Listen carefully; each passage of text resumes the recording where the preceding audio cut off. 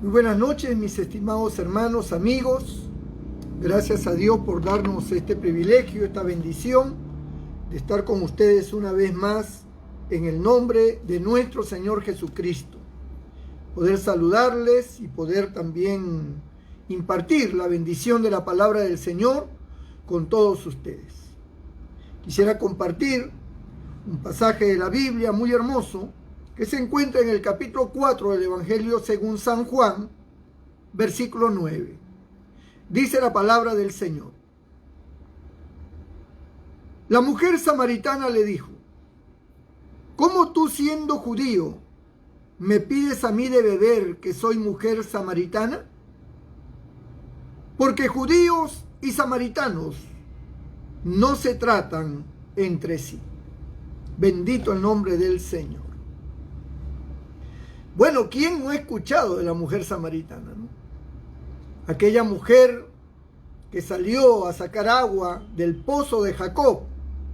Jacob vivió muchísimos años atrás y ciertamente él fue el que construyó, el que hizo ese pozo. Y nunca se secó ese pozo hasta el día de hoy. El pozo de Jacob en Israel sigue dando agua. Y Cristo nuestro Señor tuvo un encuentro con esta mujer en ese pozo y empezó un diálogo entre ambos, ¿no? Según hemos leído, judíos y samaritanos no se tratan entre sí o no se trataban entre sí. ¿Y cuál fue la razón? Porque analicemos un poco lo que esta mujer le dice, ¿no? Esta mujer, cuando empieza a hablar con ella le dice en el verso 12: ¿acaso eres tú mayor que nuestro padre Jacob, que nos dio este pozo, del cual bebieron él, sus hijos y sus ganados? De nuestro padre Jacob, dice ella, esta mujer samaritana, que era de Samaria, por supuesto. Ahora, analicemos algo. Si ella dice que su padre era Jacob, pues se supone que los judíos también su padre era Jacob. Porque Dios levantó a Abraham, el padre de Jacob, que fue el abuelo ya de Jacob, Abraham, y el cual le dio la promesa de hacer una gran nación.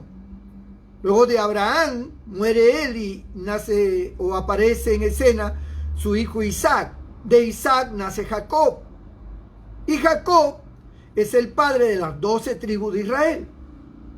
La samaritana le está diciendo al Señor: ¿eres tú acaso mayor que nuestro padre Jacob?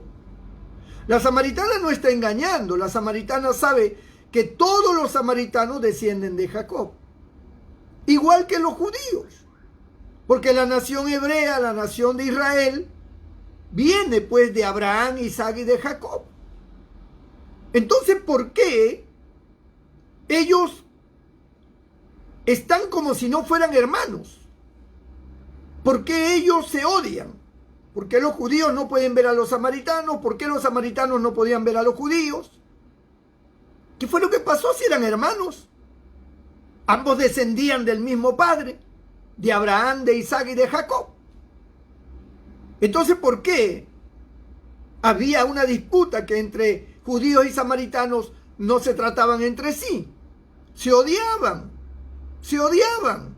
Dice que cuando un samaritano estaba de camino y se cruzaba con un judío, dice que si la sombra del samaritano pasaba por encima del judío, el judío se purificaba como 7 días.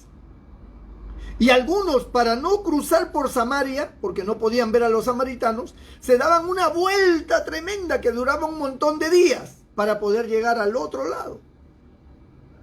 Así era el prejuicio, el odio, la amargura que había entre los judíos, en el corazón de los judíos y también en el corazón de los samaritanos. Por eso la mujer se sorprende y dice: ¿cómo es que tú, siendo judío, me pides a beber a mí, que soy mujer samaritana? Bendito el nombre del Señor. Ahora, vuelvo al principio. ¿A qué se debe ese odio? Si eran hermanos, descendientes de Abraham, de Isaac y de Jacob. ¿Por qué se odiaban? Para poder comprender eso tenemos que ir a la historia. Tenemos que ver qué pasó. Lo que pasó fue muy simple. Cuando ya Israel estaba formado, ustedes saben que hubo una época en que Israel se dividió. Y fue en la época cuando murió Salomón. Entonces le sucede en el trono su hijo Roboam.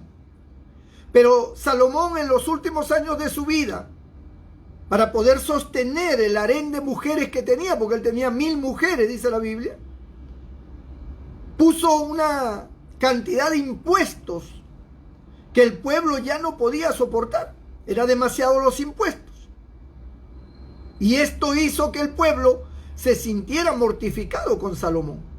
Cuando muere Salomón, para el pueblo vino un alivio, pero ahora se encontraron con la sorpresa de que el hijo de Salomón, ¿cómo iba a gobernar? ¿Si iba a seguir con los impuestos o cómo iba a ser? Para no hacer larga la historia, el hijo de Salomón siguió con los mismos impuestos y esto provocó una guerra civil, de tal manera que se enfrentaron. Y en ese momento, a partir de esa guerra civil, donde nombran como caudillo a un hombre llamado Jeroboam, se divide el reino de Israel. Y dos tribus, la tribu de Benjamín y de Judá, se separan de las 10 tribus del norte. Y esto provocó ya 2 reinos entre hermanos. Y pasan los años y hubo un momento en que los asirios atacaron a Israel y ganaron la guerra. Y al ganar la guerra se llevaron a muchos cautivos a Nínive, se llevaron a mucha gente cautiva, otros los esparcieron por diferentes lugares y otro grupo quedó en Samaria, en el monte de Samaria. Entonces, ¿qué hicieron los asirios? Utilizaron Samaria como una especie de destierro para los criminales de otras naciones, criminales de otros países que también ellos les habían ganado. Y estos hombres criminales, estos hombres que no valían nada, fueron llevados a Samaria y los mezclaron con los judíos que vivían en Samaria, que habían quedado de la guerra, que habían quedado esparcidos y que estaban ahí en Samaria empobrecidos. Y ahí llegaron todos estos hombres de otras naciones. Y claro, como vivían ahí y al juntarse con los judíos que vivían en Samaria, se hizo una mezcla porque comenzaron ya a tener relaciones, los hombres se enamoraban de las mujeres samaritanas, judías, y se mezclaron, ¿no? Se mezclaron. Y entonces cuando ya pasa todo el problema, Israel nuevamente recobra su posición. Ellos dicen, Samaria, los hijos de Israel que están en Samaria ya no son nuestros hermanos, porque ya no son una raza pura ya. Ya ellos están mezclados con paganos, están mezclados con gente que no vale la pena. Y por lo tanto ya ellos no son nuestros hermanos. Y no los aceptamos en el templo en ninguna manera, porque los que vienen al templo, decían los judíos en Jerusalén, solamente pueden venir judíos o prosélitos. Pero esa gente que están mezclados con paganos, esos no entran acá. Ellos no entran acá, porque ellos dicen que son judíos y no lo son. Son samaritanos. Y ahí empieza el problema. No vieron bien a los samaritanos. ¿Por qué? Porque se habían mezclado con paganos. Y ahí es donde surge ya. Entonces, ¿qué hicieron los samaritanos? Al ver que no podían ir al templo a adorar a Dios, pues comenzaron a adorar en el monte de Samaria. Ahí hicieron un altar y ahí adoraban. Porque ellos decían, no nos permiten ir al templo, así que acá adoramos. Y entonces decían que su padre Jacob había edificado ese pozo y que por lo tanto, pues allí era el lugar donde ellos tenían que estar, ¿no?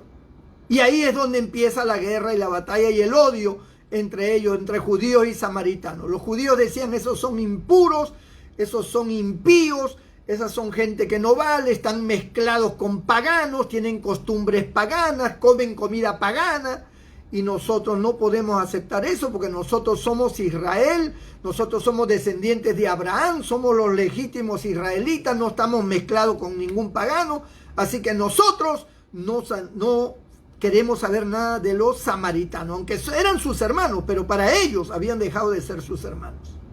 Y punto. Yo quiero decirles, amados amigos y hermanos, que hoy se ha iniciado, bueno, no hoy, sino desde hace mucho tiempo, una guerra denominacional. Hay una guerra entre religiones muy fuerte, una guerra terrible. Dentro de los mismos católicos, dentro de los católicos con evangélicos, dentro de los mismos evangélicos, hay iglesias que no se pueden ver. Pentecostales que no pueden ver a los bautistas, metodistas, nazarenos, y de la misma forma unos con otros.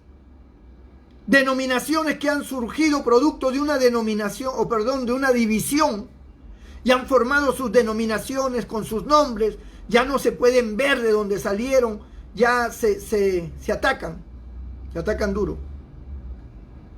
Y esto ha creado un pleito de tal manera que gente que nació en el cristianismo, con una doctrina, con una enseñanza, con una forma, hoy ya no se pueden ver. Se odian a muerte, pero son cristianos. Van al templo, oran, ayunan, pero no pueden verse con otros pastores. Entre pastores no se pueden ver tampoco. Hay una guerra denominacional.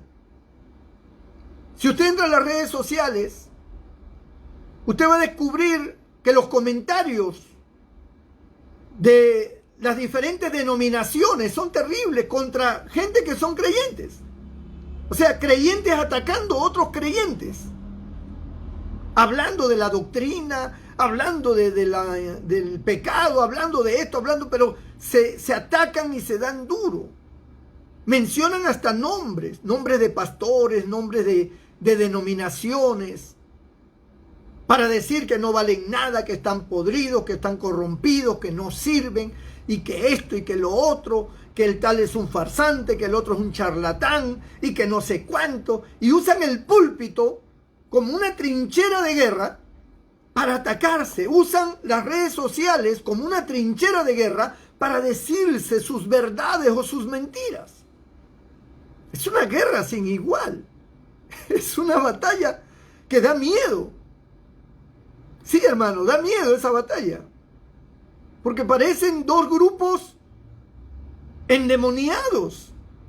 Dos grupos que están allí con una ira y con un deseo de que el otro sea destruido y se atacan. Y pastores que han contaminado y han minado el corazón de sus fieles para odiar a otras denominaciones, aludiendo que ellos tienen la verdad, aludiendo que tienen la sana doctrina, aludiendo que son así, que son así, y que los otros son tal más cual.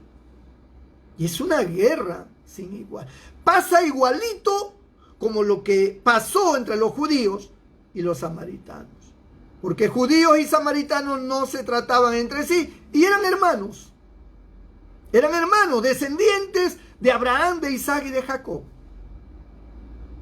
¿Qué culpa tenía ese grupo de que los paganos habían invadido su lugar y que habían tomado sus mujeres y los hijos de ellos, pues ya eran una mezcla de judíos con paganos? Pero ¿qué culpa tenían, no? ¿Qué podían hacer?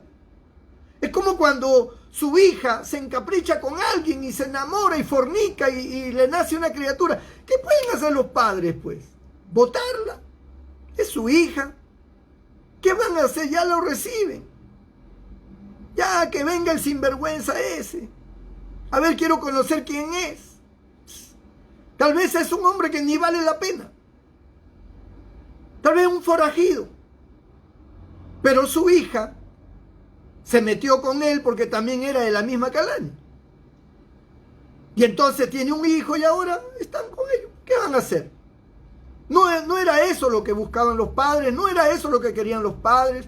Los padres querían un noviazgo, alguien a quien ellos pudieran aceptar, de quien ellos también se pudieran agradar, y que luego esto terminara en un matrimonio feliz. Y que ambas familias pues se hicieran una sola. Eso es lo que todos los hombres y mujeres buscan con relación a sus hijos, a la familia. Pero si los hijos actúan así, ¿qué pueden hacer los padres pues? ¿Qué van a hacer? Fornicaron, producto de ello un hijo. ¿Qué puedes hacer? Igual, los samaritanos, ¿qué podían hacer pues? Si las mujeres se enamoraban de paganos y producto de eso resultó una unión matrimonial, ¿qué se podía hacer? Pero los judíos no lo entendían. Los judíos decían, no, nunca debieron haber permitido eso y que no sé cuánto, ¿no? Hay familias que, por ejemplo, cuando la nieta o la sobrina hace algo de lo que ya mencioné, que se va con alguien y tiene un hijo, yo no le voy a perdonar a mi sobrina tal cosa, o su hermana mayor, ¿no? O su hermano, no, yo no voy a perdonar eso, ha deshonrado a la familia, que yo nunca a mí, ni que me dirija la palabra, y entra en una bronca tremenda. Son criterios, pensamientos, formas de vida. Y denominacionalmente pasa lo mismo, hermano. Hay una guerra sin igual en las denominaciones. Hay una batalla sin igual, un pleito tremendo. Un odio grande. A veces nosotros pensamos y decimos, bueno, ¿y cómo se puede arreglar eso? ¿Cómo se puede solucionar ese problema? Es un problema sin solución. Pero ¿cómo no va a haber solución? No hay solución. Recuerde que estamos hablando de gente creyente, de cristianos, y también estamos hablando de líderes, de pastores. Entonces esta guerra que se debe, que pasó, que sucedió, ¿no? ¿Cuál ha sido el problema? Se dividieron, cada uno tomó su rumbo. ¿Qué pasó? ¿Por qué se odian tanto? Puede que alguno odie, puede que el otro no odie, pero de todas maneras hay un conflicto. Y las redes sociales son la prueba más contundente de ese conflicto. Lo peor es que se arrastra a mucha gente al conflicto, que no tienen nada que ver, pero se arrastra al problema. Por eso los púlpitos no pueden usarse para contender. Si tú tienes un problema con alguien, algo que la Biblia dice, llama a aquellos que tienen sabiduría de Dios para tratar de arreglar el problema. Pero ¿qué pasa si no se puede arreglar el problema? Muchas veces se tiene que llegar a los juicios, a las leyes, porque de por medio ha surgido una situación injusta, un abuso, y se tiene que proceder legalmente. Y no es esa la voluntad de Dios. La voluntad de Dios dice que cuando tú tienes algo contra tu hermano y vas a presentar tu ofrenda, deja tu ofrenda y ve y reconcíliate con tu hermano, ¿no? Pero ¿qué pasa si la otra parte no quiere? La otra parte no quiere conciliación. La otra parte te odia. Es como que un samaritano fuera un judío y dice, perdónenme, ¿no? Yo soy samaritano, fuera de acá, samaritano. No queremos verte para acá, no queremos tu perdón ni queremos nada. Entonces, ¿qué puede hacer el samaritano? No puede hacer nada, ¿no? A muchos pastores les ha pasado eso. Que ellos nunca quisieron un enfrentamiento, nunca quisieron un problema. Quisieron solucionar más bien los problemas. Pero la otra parte no lo permitió. La otra parte se puso en contra y creó todo un escándalo, creó todo un problema. Cuando le preguntan a la otra parte dice, no, nosotros somos los buenos, los malos son ellos. Ellos son así, son asá, hicieron esto, hicieron lo otro, y entonces surgen mentiras y surgen un montón de cosas. Entonces la gente se queda en que no se sabe quién tiene la verdad y no se sabe quién tiene la razón. Un grupo dice que sí, el otro dice que no. Tal vez los que vivieron el problema conozcan más de cerca, tal vez ellos sepan cómo surgió y por qué. Pero la mayoría, con el paso de los años, aparecen más creyentes y ellos no saben nada. Entonces simplemente son contaminados Y les hacen ver, no te juntes con esa gente, porque esa gente salió de aquí, y esa gente hizo daño, y esa gente así, y es así, y ese pastor es un adúltero, y ese pastor es un esto, y ese robó, y que esto, y que no sé. Y el otro dice lo mismo. Pero hay pastores que no dicen nada. Hay pastores que tienen un problema grande con otra denominación, o con una denominación de donde salieron. Pero ellos no usan el púlpito para atacar. Ellos no usan el púlpito para decir a la gente, ¿saben qué? Esos son unos sinvergüenza, esos son así, esos son así. No lo hacen. Tampoco lo hacen individualmente. Simplemente oran a Dios y esperan. Y tratan de solucionarlo de la manera que la Biblia dice. Pero cuando no hay solución, tienen que ir pues a la ley. Porque hay cosas de por medio que no tienen realmente solución de otra manera. Entonces tienen que irse a la ley. Y en ese lío del poder judicial y la ley, ahí es donde viene el escándalo y el problema. Pero ¿qué pueden hacer? Unos dicen, bueno, pues aguanta, ¿no? Soporta, que te despojen, que te quiten todo y que ya, pues, ora a Dios nomás. Pero no es así. Hay gente que ha trabajado bastante. Ha luchado, ha hecho crecer la obra. En el mundo, cuando alguien trabaja, lo indemnizan. ¿Sí? Sea que renuncie o lo saquen, lo indemnizan. Pues en el camino del Señor hay gente, hay pastores que han dado su vida, hermano. Día y noche han trabajado. Y las organizaciones han crecido y han florecido gracias al trabajo de esos pastores. Pero empieza un conflicto por alguna situación y empieza la guerra. Y en esa guerra, entonces hay pastores que dicen, no es justo lo que me están haciendo. Entonces reaccionan, actúan. Algunos de manera como la Biblia enseña, pero a veces esto no resulta. Entonces tienen que irse a la vía judicial, que no es lo mejor. Pero así sucede, son realidades. Y esto contamina y se produce una guerra sin igual. Guerras de doctrinas, ¿no? Comienzan ahí, guerra de doctrinas. No, porque yo creo en el Espíritu Santo, yo creo en el hablar en lengua, yo no creo en el hablar, ese es satánico, que eso no es satánico, que es el poder de Dios, que no sé bueno. Que yo creo en la falda larga, el cabello largo, no, yo no creo en eso, yo creo de otra forma, yo esto y lo otro, yo creo en el sábado, pues yo no creo en el sábado, yo creo en el domingo, y es una batalla, hermano. Puntos doctrinales y cuestiones. Y se atacan. Mire, si usted es pastor o creyente y tiene alguna injerencia en las redes sociales o usa un púlpito para predicar, yo le quiero dar un consejo. Y lo digo con la moral bien en alto, ¿eh? Bien en alto porque yo lo practico. Nunca use un púlpito ni las redes sociales para atacar a la gente. No lo haga. El púlpito, sea un púlpito en el templo o sea un púlpito a través del Facebook o de una página o de un Instagram, de donde quiera que usted predique, que se convierte en un púlpito, no está puesto para maldecir, ni para atacar, ni para injuriar. Está puesto para hablar del amor de Dios. Los púlpitos se han levantado para poner en alto el Evangelio, poner en alto el nombre del Señor, hablar del amor de Dios, hablar de la conciliación, hablar de la fraternidad, hablar de la salvación del alma, hablar de la sanidad, hablar de esto.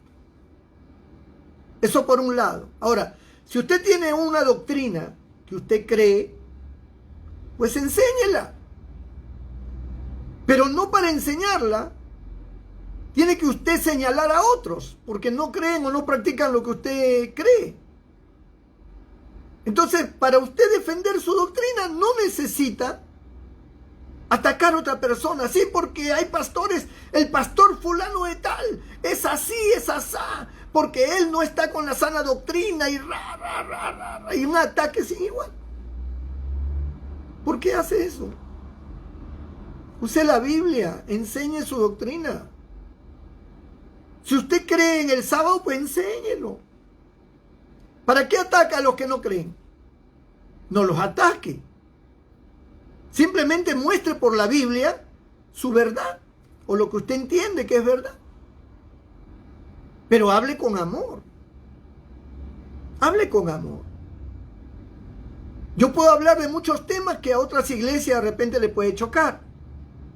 Yo hablé de la idolatría el otro día y tal vez nuestros hermanos católicos se pueden sentir mal. Pero yo no lo hablo con desprecio ni les digo los católicos son esto y lo otro, ¿no? En ninguna manera, al contrario. Yo creo que el evangelio, hermano, tiene que hablar del poder de Dios, del poder del amor de Dios. Miren lo que pasó con la samaritana. La samaritana tenía un montón de ideas y sus doctrinas. Ella dijo, nuestros padres dicen que en este monte se debe adorar. Ustedes dicen que en Jerusalén. Y Cristo nuestro Señor le dijo, mujer, créeme, la hora viene y la hora es, en que ni en este monte, ni en Jerusalén adoraréis al Padre, sino que el Padre busca adoradores que le adoren en espíritu y en verdad. O sea, el Señor no le dijo, ¿sabes qué? Tú estás equivocada. Dijo, ni en este monte ni en Jerusalén. No importa que la salvación venga de los judíos. Ustedes son judíos también. Pero eso no importa. Lo importante es que Dios busca verdaderos adoradores. Ahora, el Señor le dice a la mujer que si ella le da de beber, Él le daría a ella una agua de la cual no volvería a tener sed. ¿De qué agua le está hablando?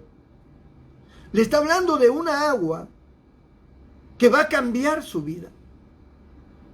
Le está hablando de una agua que le va a quitar la amargura, que le va a quitar los prejuicios, que le va a quitar ese odio que tiene contra los judíos, que le va a quitar esa manera de pensar arrogante, que le va a quitar esa postura religiosa que defiende su posición, su doctrina, etc.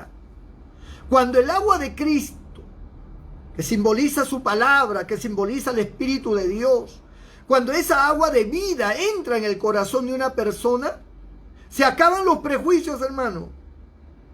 Se acaban los odios, se acaban los rencores, se acaban los problemas de esa índole. Puede que la otra persona no lo entienda y siga con su guerra, pero el que está lleno del amor de Dios, se le acabó la guerra para él. Ya no piensa en la guerra, ya no piensa prejuiciosamente, ya no está con ese sentimiento, no, porque ellos son así, porque ellos son asá. No, ya. Las cosas viejas pasaron y aquí todas son hechas nuevas. Imagínense que estemos peleando contra nuestros hermanos católicos por la cuestión de Lutero, porque Lutero se rebeló y fue protestante, protestó contra él. Entonces sacamos, no, porque Lutero tenía razón, no, Lutero era un monje que se rebeló, y entramos en una lucha con algo que pasó tantos años atrás que no viene al caso. Porque ni el Papa, ni Lutero, ni nadie, hermano, tiene el agua de vida que solo tiene Cristo. Cuando esa agua de vida está en nosotros, no nos interesa ni Lutero, ni el Papa, ni ningún sacerdote. Ya no interesa. Lo que interesa es el amor de Cristo. Y no hablo de que no interesa en un sentido de pelea, sino que ya esos argumentos ya no tienen peso, pues. Es como cuando tú odias a alguien. Tú odias a tu padre, por ejemplo. Te voy a poner un ejemplo. Tú odias a tu padre porque tu padre te violó, tu padre te hizo daño, tu padre fue injusto, te maltrató, cosas terribles. Y tú lo odias por eso. O porque él golpeaba a tu madre delante tuyo, fue injusto, fue abusivo. Y tú lo odias por eso. Los abandonó y lo odias porque te abandonó. Muy bien. Pero cuando tú te llenas de Cristo, cuando el agua de vida que da Cristo entra a tu corazón, tú sientes que ya no lo odias. A pesar de haber habido episodios feos y negros, oscuros, pero ya no lo odias. ¿Y sabes por qué no lo odias? Porque el amor de Dios entró a tu vida, entró a tu corazón. Tal vez tú no estás de acuerdo con lo que tu padre hizo, pero ya no lo odias y esa es la parte importante. Ya no interesa lo que pasó, es lo que quiero decir. Cuando yo digo ya no interesa a Lutero ni al Papa, es que ya esas cosas ya no son importantes.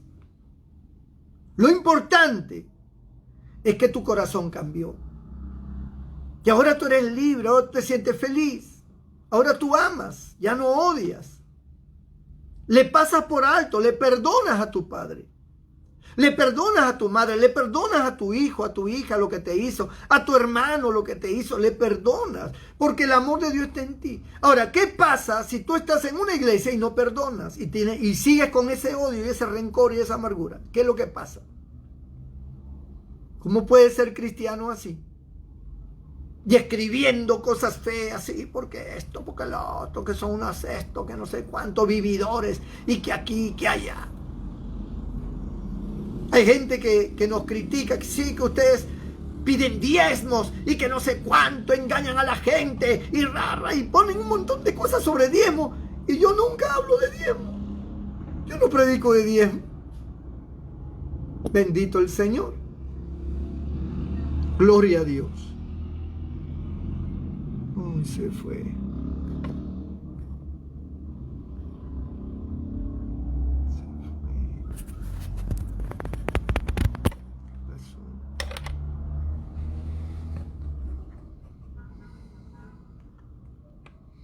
¿Qué hago?